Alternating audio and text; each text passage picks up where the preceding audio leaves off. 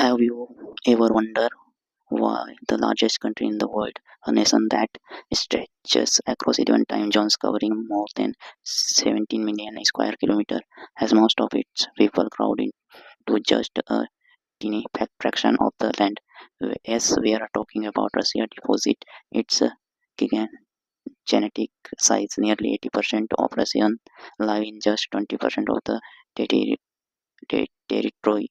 But why want to make the rest of the land almost empty? Today's will uncover the fascinating reason behind this unique population puzzle. First, let's talk about geography. Russia's map look like an endless ocean of land, but a huge portion of it is covered in Siberia and the Far East regions that are brutally cold, remote, and difficult to survive in winter. Here can drop below 50 degrees Celsius, and even summers don't provide much relief. It's no surprise that people avoid living in this extreme environment. Thus, the western part of Russia, especially the European side, offers a much milder climate, fertile soil, and better living conditions. That's where cities like Moscow, St. Petersburg, and Kazan are located, and that's where the population has naturally concentrated for centuries. But geography alone it's the whole story. History plays a massive role from the time of the Tsars. The Soviet Union, Russia's core of power and culture has always been in the West.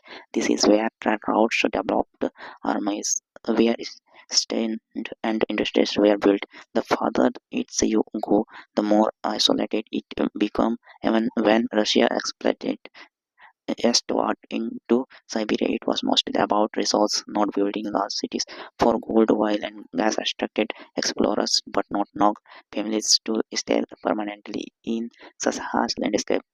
Another reason in fractures, Russia's size makes it incredibly difficult to connect all regions. Railway likes the Trans-Siberia's railways to exist, but beyond that, roads and transport networks are limited. Imagine living in a city where the nearest major hospital or university is hundreds of kilometers away.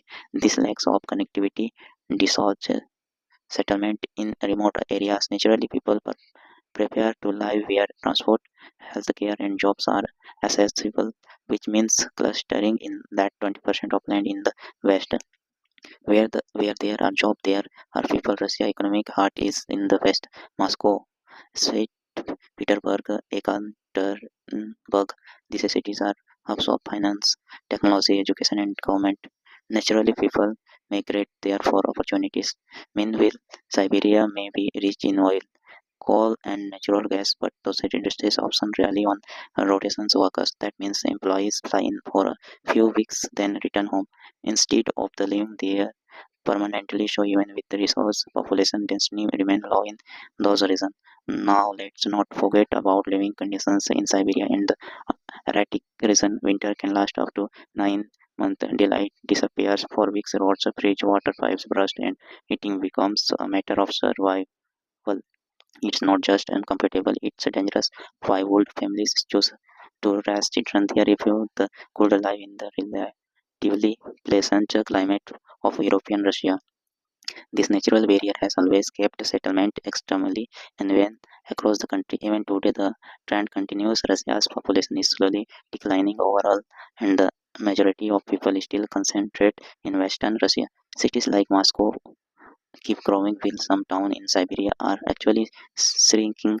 The government has tried to encourage migration eastward, offering incentives like cheaper housing and job program. But the reality is most people still prefer the familiar West closer to Europe culture and better weather. So the answer is clear. Russia may be the biggest country in the world, but geography, history, economy, and climate all combine to keep most of its people pegged in to just 20% of the land. It's a reminder that size doesn't always equal liability. Russia's vast land may be rich in resource, but when it comes to human life, comfort, and opportunity, people will always choose the smaller slice of land that offers a better future. And that's why even in the world's largest country, the majority of life happens in just a small corner of it. This video, like, subscribe, share, Thank you.